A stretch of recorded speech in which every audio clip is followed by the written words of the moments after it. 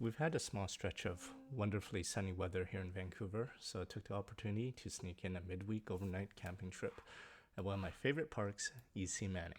The plan would be start slow at Strawberry Flats, head over to Mowich Camp for the night, and from there, wake up early in the morning to do Hozameen Ridge and take the long walk back to the car.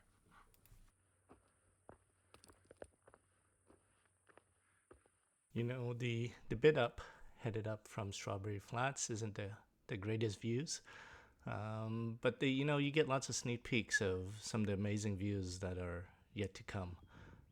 Still, we had gorgeous weather, perfectly sunny, not a cloud in the sky, and even best of all, not a whole lot of people on trail, so I got to enjoy it without any crowds. I really think this next part of the hike is the very best of what this hike has to offer. You merge onto the Skyline Trail, and that's when the views completely open up. You move from hiking in the middle of the trees to walking essentially at the side of a mountain, and to your left the entire time is an amazing view, and you get this for as long as you want. I mean, there's really no bad views on this trail.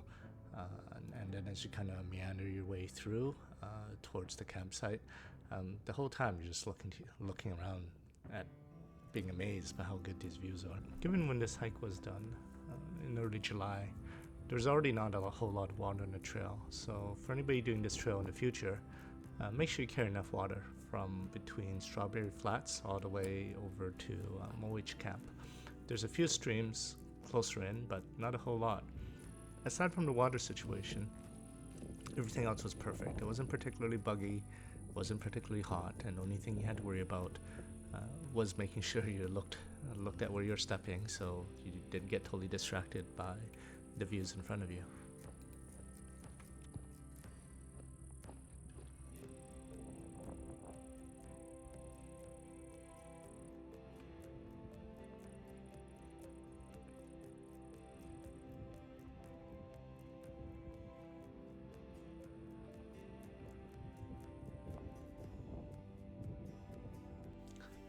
Conditions can't be perfect forever, and as I slowly make my way into camp, things take a little bit of a turn.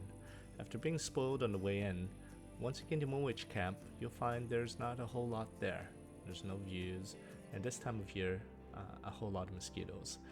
There's not a lot there other than an aging outhouse, a few dirt patches, and a very sad stream. I don't think this stream will last very long, so if you come later in the year, be prepared to find a dry camp. The mosquitoes when I arrived were really bad. So I just rushed to my tent, hid in there, and just got ready for an early start. I've had some better nights at camp. While it's great to have the site to yourself, it's hard not to sleep kind of fitfully, especially when you have your imagination keeping you up and you know that any other noise being made isn't you. So, like it or not, I woke up at 5 a.m. and was moving pretty much right away. The plan was to quickly do the 10K hike up Hozameen Ridge, taking the views, and then head back to camp to pack up and head back to the car. Everything would have moved a lot quicker if not for a couple blowdowns on trail. Thankfully, the backpack wasn't too heavy, so dealing with the trees were manageable. Things would have moved a bit more quickly if it was day one, but between the lack of sleep and the tired legs, things moved a little bit more slower than I wanted. Either way, we were back to some nice views, and I was enjoying the time on trail.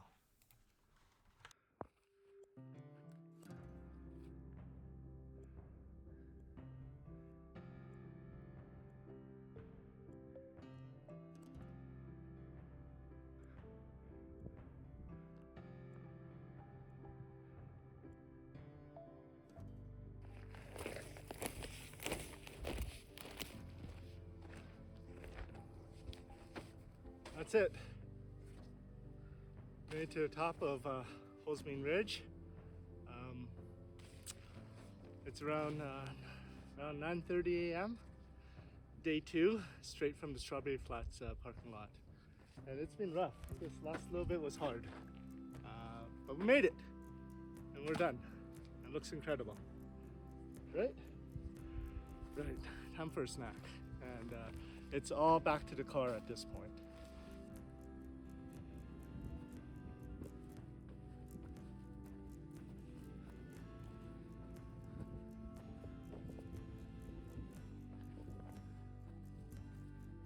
I find that with every hike, you tend to head back faster than you come in.